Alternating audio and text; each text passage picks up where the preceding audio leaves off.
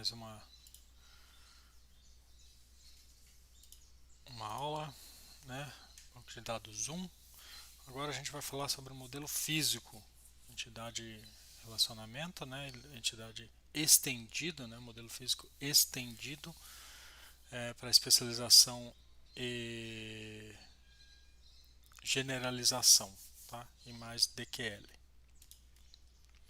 Então, do projeto de banco de dados foi o que a gente viu, né? O modelo de entidade de relacionamento estendido, o ER, e a gente viu que no relacional a gente fica praticamente com a mesma coisa, né? Embora a gente mude um pouquinho das estruturas, né, para caber e tal, mas assim não tivemos novidade de conceito, né? E a parte mais DDL que sim a gente precisou aprender um pouquinho, né? Então o que que a gente precisou ver? A restrição de atributo, né? Null, not null, default, unique, check, né? Eu pedi para vocês darem uma olhada sobre esses pontos, né? Restrições de integridade referencial, on, delete, update, você faz não seta null, seta um default, cascade, né? E criar domínios personalizados aí, por exemplo, né? Para que era isso? Então era para a gente fazer a parte de cardinalidade na especialização, né? Qual que vai ser a participação dos funcionários nas classes, os objetos aqui especializados, né? Todo funcionário vai vir, não só um pode ter, né? Ou ele sempre vai ter. Exclusivo, só pode um, pode ser compartilhado, ele vai transformar de um para o outro, né? Então, para fazer isso daqui, a gente precisa ter essa extensão, né? E foi isso que eu pedi para vocês aí na aula passada.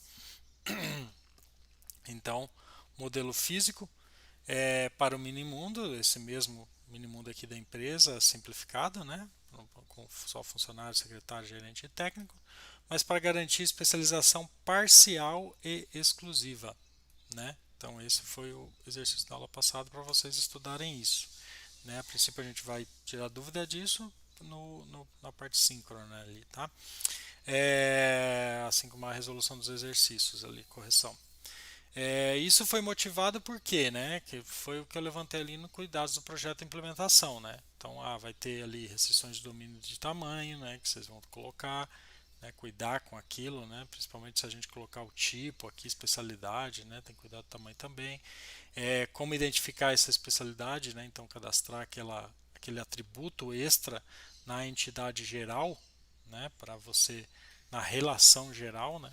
Para você ter qual que é a especializada, né? É, Também cardinalidade mínima, opcionalidade máxima, né? O parcial não, chave composta funcionário, será que a gente coloca com essa outra variável aqui no geral ou não, né? Quando que isso vai ser aplicável ou não, e chave primária nas especialidades. Então vamos nos aprofundar um pouquinho nisso, né? Então nessas restrições eu passei para vocês lá do atributo. Um atributo, ele pode ser null, pode ser not null, pode ter um valor default, por exemplo, Curitiba, né, um valor inteiro, 0, 1000, qualquer coisa, né, você que define. Unique, valor único, check, aí ele vai ter uma condição aqui para checar, né, cheque alguma coisa, né, então a gente vai colocar aqui uma condição. Por exemplo, MySQL, né, ele tem aqui o enum, por exemplo, com dois valor, ou set mf, tá? Em série vazio, seu valor não está na lista, né? Então, ele cheque ali enum mf.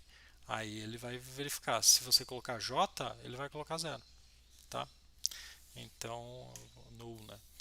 Ou erro se a gente colocar essa seção aqui, ó. Nós temos vários parâmetros, tá? Por exemplo, o padrão aqui é ele fazer essa ação. Aí você pode ir lá nas configurações do MySQL ou do SGBD, né? E, por exemplo, colocar aqui setar essa variável aqui de seção, ó, SQL mode, você colocar strict all tables. Aí ele vai dar erro, né? Aí ele vai dizer, ó, não, tá errado, não aceito, né? Se for um valor diferente disso, tá? Então, para vocês testarem, né? Então tenham ciência disso, que ele vai colocar um valor vazio ou coloca seta isso daqui na seção, fazendo no comando ali no SQL, set section, SQL mode strict all tables, beleza? Exemplos de restrições de atributos. Então, por exemplo, aí coloquei saldo, que é um float, ele não pode ser null, então ele tem que ter um valor para esse atributo. O valor default é zero e checa se o saldo for maior que zero. Então, além disso, né, além de ele ter que colocar um valor, o valor tem que ser maior que zero. Tá vendo? Então, isso é uma checagem que a gente já pode fazer no banco de dados. Nível, é um char de 15, também não pode ser vazio e ele tem que checar se nível está em, por exemplo, bacharelado, mestrado e doutorado, se ele está nesse conjunto, tá vendo? Lembre que o cheque aqui para ele dar erro, ele precisa estar com o strict all tables, tá? Data início gerencia, date, not null, check, data de início gerencia maior que data cria departamento. Nome da agência, vai achar ali, not null, check também, ó, nome da agência, not in e um select, tá vendo? Então, dependendo aqui, você pode fazer como se fosse uma chave estrangeira, né? Já existir numa outra tabela, tá? Chave estrangeira faz esse processo, né? Restrições check são úteis para garantir a integridade do dado, mas podem representar alto custo de processamento, né? Então, se você fica colocando isso daqui muito no SGBD, para cada inserção ele vai fazer essa consulta do valor. Será que vale a pena? Será que vamos pagar o preço, né? Ou deixa para a aplicação garantir que o valor sempre vai estar, né? Então, às vezes é melhor jogar para a aplicação do que para dentro do SGBD, efetivamente, tá? Então, isso vocês têm que medir, né? O custo-benefício aí dessa solução. Domínio personalizado, então tipo de dado para o domínio que é utilizado para vários atributos. Então, essa é a motivação. Então, tipo de dado domínio que é utilizado para vários atributos é melhorar a legibilidade do esquema, né? Então, do esquema, dessa parte que a gente define, né, o nosso banco de dados, o nosso esquema do banco de dados, o esquema da tabela, né, é a definição. Create domain, por exemplo, tipo CEP as char 8, tá vendo? Então aí a gente sempre fala lá a variável tipo check. Tipo nota, o decimal de 3 e precisão de uma casa, check tipo nota maior ou igual a zero e tipo nota menor ou igual a 10. Tá? Então, essa é a informação. Restrições de integridade referencial ocorre quando tuplas são inseridas, excluídas ou valor de atributo-chave modificado. Então, integridade, lembram que daí tem referência de uma para outra. A ação padrão do SQL é rejeitar. Tá? Então, quando você está fazendo alguma operação dessa, né, o padrão é sempre você o SQL rejeitar, né? Então, o projetista de banco de dados aí pode especificar ação referencial engatilhada, né? Então, referential triggered action integrada com o onDelete ou o onUpdate.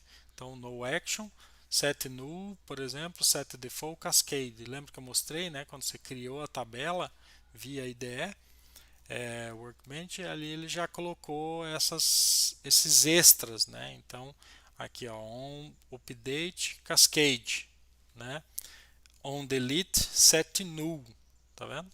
Então, se eu apagar um item que está sendo referenciado, que está fazendo referência a uma outra tabela, a tabela empregado, e eu for lá e apagar o empregado, ele vai colocar null aqui neste campo, entendeu? É isso que ele vai fazer. Tá? E se eu atualizar no empregado, ele vai atualizar aqui também. Recomenda-se um campo de status ativo e inativo e não exclusão física dos dados. Então, por exemplo, se você for colocar uma instância aqui dentro, você pode colocar, né, na tabela também, nessa linha, nessa instância, que você quer on delete, por exemplo, set um campo específico para um valor, tá? Para zero, para falso. Tá? Então, por exemplo, aqui também trago outro exemplo, né, do MySQL Workbench, um create table, então ele coloca lá nota int 11, né, esse 11 aqui é precisão, dígitos à esquerda, mas só para mostrar. Na verdade, o que vale é a variável, né, 64 ou 32 bits e o SGBD, né. tá? Mas isso aqui antes era muito usado, modo texto, para ficar certinho, assim, 11 espaços, né, para o número inteiro. Por mais que ele tivesse 2, ele ocupava 11, né, para ficar tabulado, tá? Not null autoincremento, ó, tá vendo? Então esse autoincremento é um tipo específico, né, do MySQL, que ele vai traduzir lá num monte de comandinho lá para fazer esse autoincremento, verificar o último número e inserir o próximo a cada insert que você fizer nessa tabela. Data do tipo date sem o time, tá? Tem diferença o date e o date time, né? Então aqui é só data, né? Se você quer a hora, você tem que fazer date time, tá? Null, ele pode ter valor null, tá vendo? Default é null, inclusive.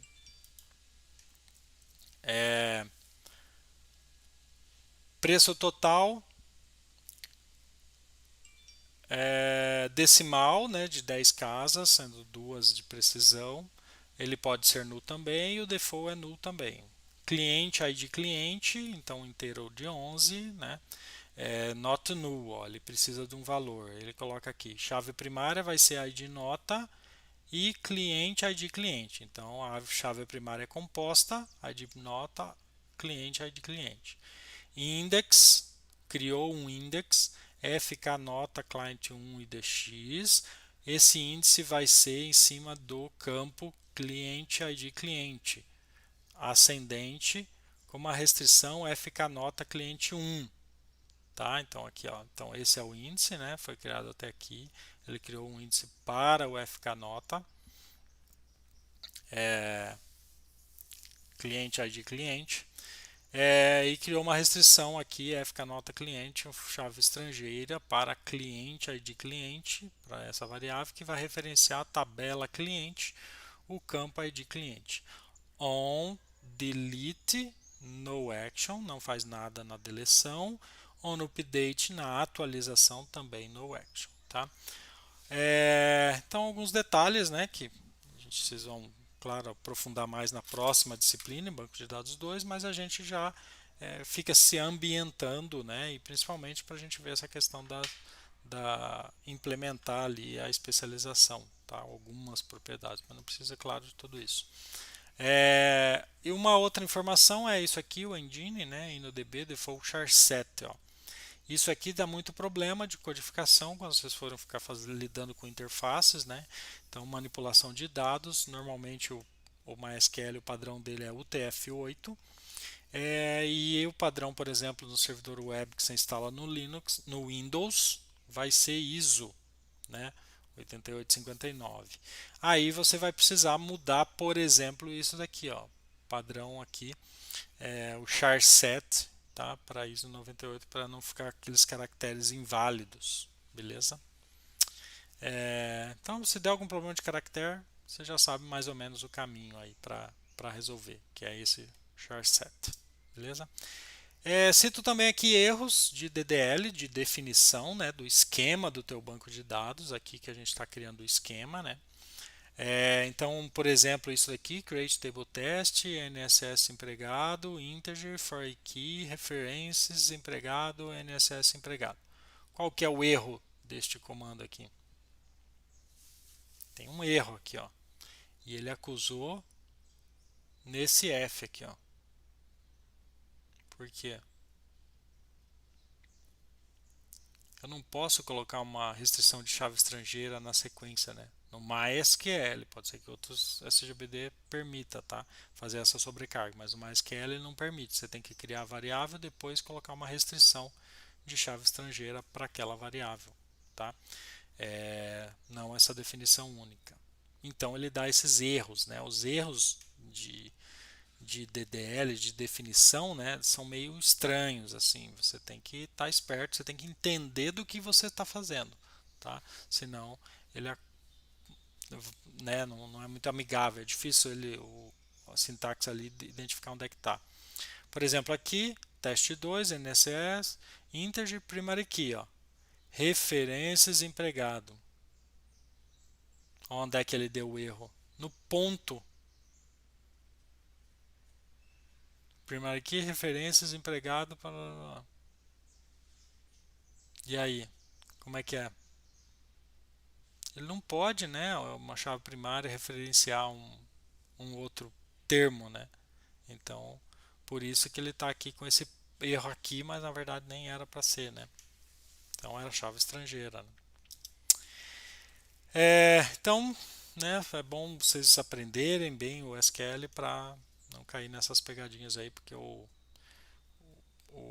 instrutor ali, né, a mensagem de erro ali não é muito amigável para nós, né? Esse que é o tema, né? Erros de DLR não amigáveis, né?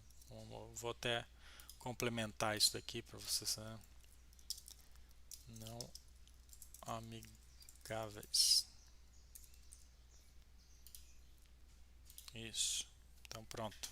Aí já vai ficar mais fácil de lembrar. Exclusão de tabelas, então o comando drop table daí permite apagar a tabela e todos os dados lá existentes. Então drop table, o nome da tabela, e você tem a opção de colocar restrict e cascade. Então restrict, se a tabela estiver referenciada, o comando falhará. Então, ó, poxa, eu tenho que apagar antes, né? Ou alguém está usando esse dado, né?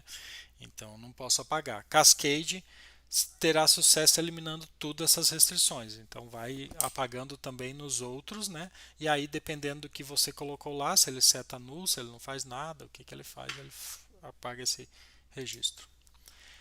Ok, então segue aqui as referências, né, que eu já passei nas aulas anteriores, né, que é sempre bom vocês passarem, olharem, tá? As referências online, claro, do manual, né, que a gente sempre está usando, e esses outros W3 School aqui, que tem uma documentação bem bacana, tá? O Postgre aqui não precisa olhar, na verdade, ele está aqui de bobeira, né? A gente não está trabalhando com Postgres ainda, deixa ele para o próximo semestre. E vamos para a atividade 1,